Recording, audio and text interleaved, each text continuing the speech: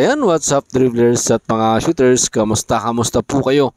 Matapos manalo ng Barangay Ginebra kagabi kontra Tira Firma Jeep, pero wala yung isang kanilang ace player na si Scottie Thompson. Ano nga ba ang nangyari?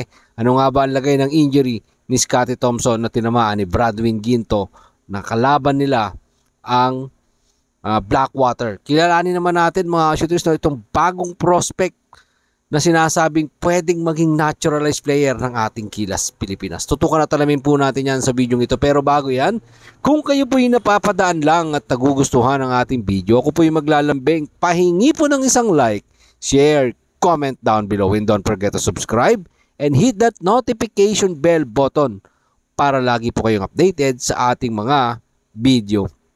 Mga shooters, wala nga po kagabi ang isa sa mga inaasahan ng Barangay Ginebra na si Scottie Thompson dahil natamo nga po niya yung hindi inaasahang injury no nakaraan laban against sa Blackwater Bossing. Ito nga po ang inamin ni Coach Tim Cone patungkol sa kalagayan ng injury ni Scottie Thompson. Sabi po ni Coach Tim Cone pagkatapos ng kanilang game kagabi kontra po dito sa Tira Firma Jeep, nagkaroon po ng maikling interview ang isang Coach Tim Cone at ito po yung kanyang sinabi dito po sa kalagayan ng injury ni Scottie Thompson na hindi po naka-jersey uniform kagabi at naka-full support dito sa pagbabalik ni L.A. Tenorio sa Barangay Ginebra, San Miguel. At naging maganda rin naman ang outcome ng laban ng Barangay kontra Tira Firma Jeep. Ito nga po ang sabi ni Coach Tim Cone, maaaring makabalik si Scottie Thompson 2 to 3 weeks pero baka mas mapaaga, and hopefully this coming Christmas Day game ng Barangay Ginebra kontra Talk and Text Tropang Giga ay makikita nating muli na magsusuot ng jerseys si Scottie Thompson at makapaglaro para sa kanyang kupunan na Barangay Ginebra. Matapos nga pong madaganan ni Bradwin Ginto itong tuhod ni Scottie Thompson ay nagtamo ng minor injury si Scottie Thompson at kailangang ipahinga. Kaya naman kagabi hindi siya naka-jersey uniform, no? At naka-full support sa pagbabalik nga ng kanyang teammate na si L.A. Tenorio, yung isang katulad ni Scottie Thompson. And hopefully, siyempre mga shooters, no, lahat ng Barangay Ginebra fans inaasahan na muling makabalik o mas mapaagang pagbabalik ni Scottie Thompson sa hardcourt.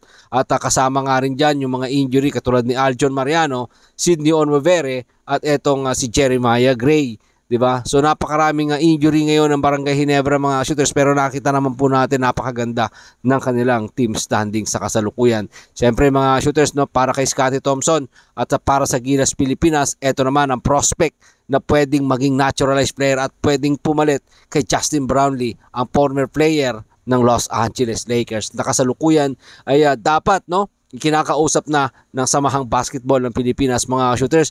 Isa sa pinakatitingnan ko rito sa import na to, no, na mala Justin Brownlee din yung kanyang galawan, no. Ito nga pong si Jonathan Williams na naglaro dito sa kupunan ni Jamaica Harin, no, mga shooters ng Phoenix Fuel Masters.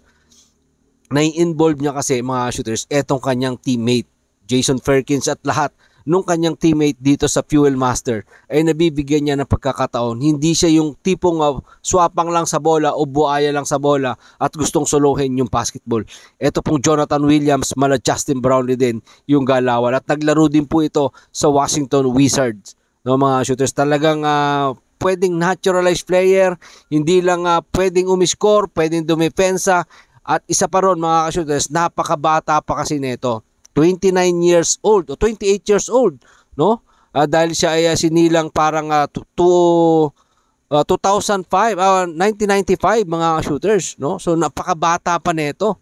Kaya kailangan ito makausap na ng SBP and hopefully, no, gawin na talaga to ng SBP dahil isa sa pwede maging prospect eto as a naturalized player. Sayang po kasi yung talent nandito sa Pilipinas to ngayon at nagpapakita naman ng magandang performance dito sa kanyang kupunan na Fuel Master. Dahil mga shooters, sa kasalukuyan ang kartada ng Fuel Master ay meron silang 5-1.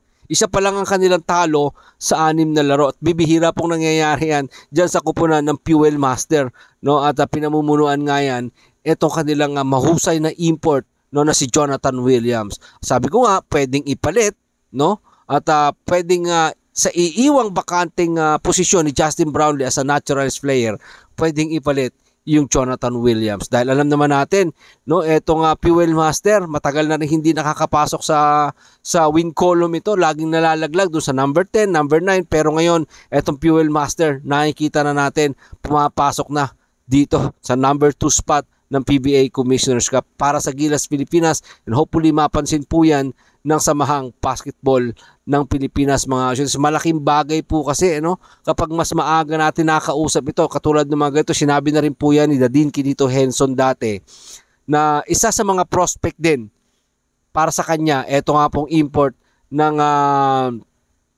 Fuel Master. Isa pa nga po dyan nakasama din, no, para pumalit dito sa kay Justin Brownlee or sumama man lang sa ating Gilas Pilipinas. Kung si Coach Tim Cone na magko-coach niyan, siguro papayagan ni Coach Tim Cone etong katulad ni Jonathan Williams na tropa ng Fuel Master para po dito sa ating kupunan na Gilas Pilipinas. Alam naman natin, napakadaming pwedeng salihan pa, no, na competition etong kupunan ng Gilas Pilipinas, at pwede natin talagang pakinabangan dahil batang-bata pa itong si Jonathan Williams, 28 years old. So nasa peak pa ng kanyang karir ang isang Jonathan Williams, mga shooters, na legit NBA, naglaro sa Los Angeles, naglaro sa Washington Wizards, at napakagandang performance niya. Yun ang ating basehan dito, yung magandang performance niya dito sa Fuel Master, at pwedeng dalhin para sa ating kupunan na Gilas Pilipinas. And hopefully mapansin po yan ng Samahang Basketball ng Pilipinas. Marami pong salamat sa inyong panonood.